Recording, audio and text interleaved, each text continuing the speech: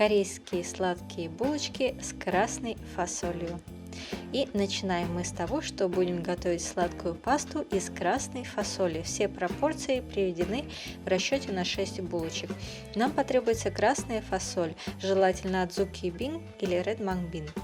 И мы загружаем их в какую-нибудь глубокую емкость и заливаем холодной водой. Смотрим, если какие-то из фасолинок всплывут наверх, то их мы убираем и выбрасываем, их не используем. Затем мы промываем фасоль в холодной воде. После этого мы сливаем воду и чистую фасоль опять загружаем в какую-нибудь глубокую емкость. Заливаем фасоль холодной водой и оставляем фасоль в воде так на 8 часов. Она должна размякнуть и разбухнуть. Теперь займемся тестом. Тесто тоже в расчете, конечно же, на 6 булочек. Нам потребуется мука в объеме 200 грамм, которую мы закладываем в глубокую емкость для перемешивания. Делаем там 4 ямки в муке и закладываем разрыхлитель 4 грамма и быстродействующие сухие дрожжи тоже в объеме 4 грамм. Также мы закладываем сахар в объеме 1 столовой ложки и соль около 4 грамм. Мы закапываем эти ямки и затем все хорошо перемешиваем. Затем мы добавляем растительное масло в объеме 1 столовой ложки или же сливочное масло 15 грамм по вашему выбору. Затем добавляем теплую воду или теплое молоко по вашему выбору в объеме где-то около 100 мл. Но сколько точно понадобится воды или молока, заранее сказать сложно. Зависит от жесткости воды, от качества муки и других вещей. Мы добавляем воду по немножку и начинаем замешивать тесто. И добавляем по необходимости либо то, либо другое, либо воду, либо муку. Мы замешиваем тесто в общей сложности где-то около 10 минут. Главное довести его до мягкости. После этого, когда тесто уже замешано, мы должны сделать аккуратный комок из теста и положить его под пищевую пленку или же под кусок чистой дышащей ткани натуральной, затем поставить в теплое место на 1 час. Возвращаемся к фасоли.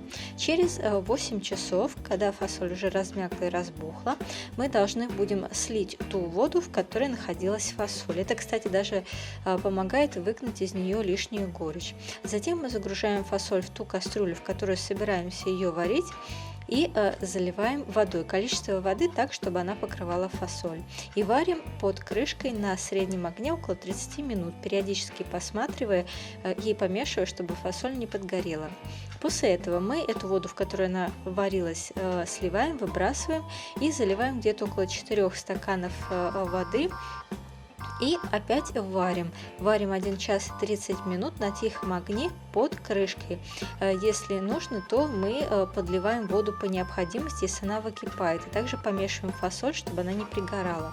Но в принципе время не важно. Важно, чтобы фасоль разварилась так, чтобы ее можно было вот так вот легко сломать вот ложкой. Затем мы сливаем воду.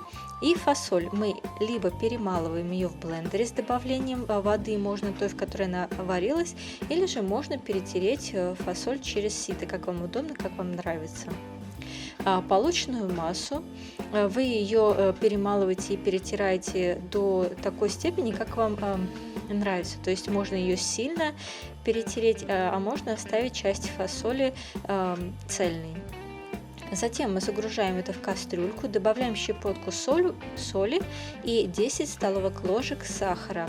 И начинаем все это на тихом огне готовить, все время помешивая. И доводим это до консистенции густой пасты. После этого мы должны будем переложить уже полученную сладкую пасту в какую-нибудь емкость, так она быстрее остынет, и остужаем пасту натуральным образом.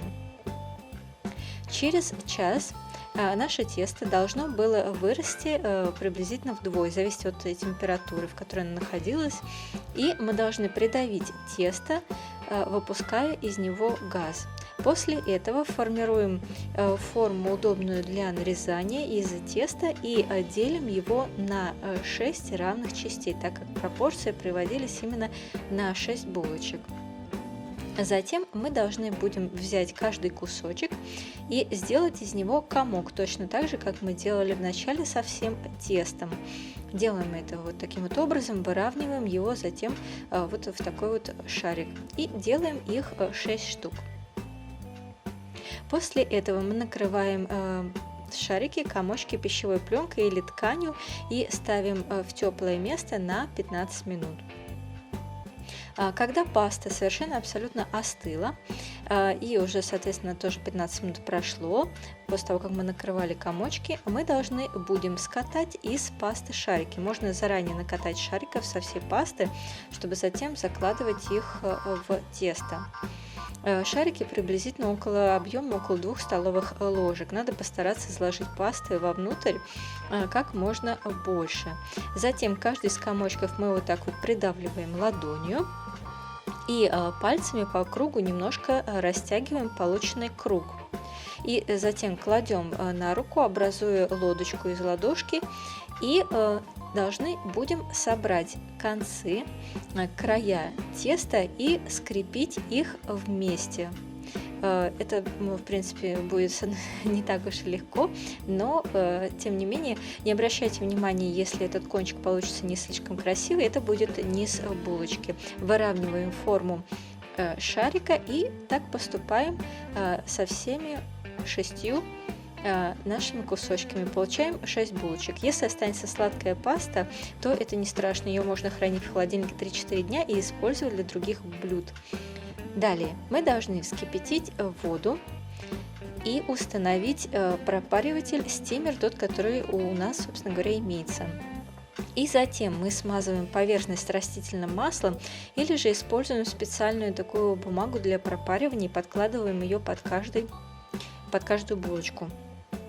Теперь закладываем булочки в пропариватель. Смотрите, чтобы между ними достаточно большое расстояние было, они разбухнут и могут слипнуться.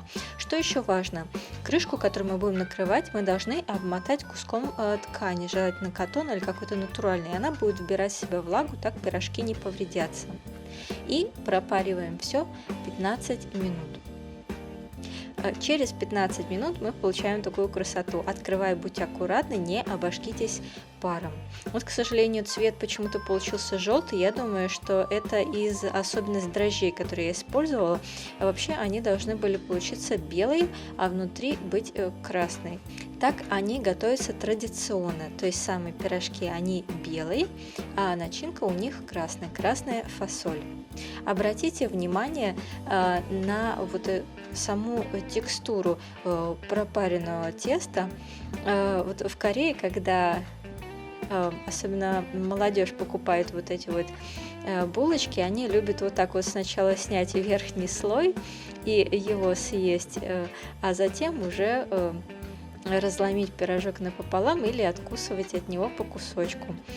Пирожок этот сладкий, такой согревающий и очень питательный.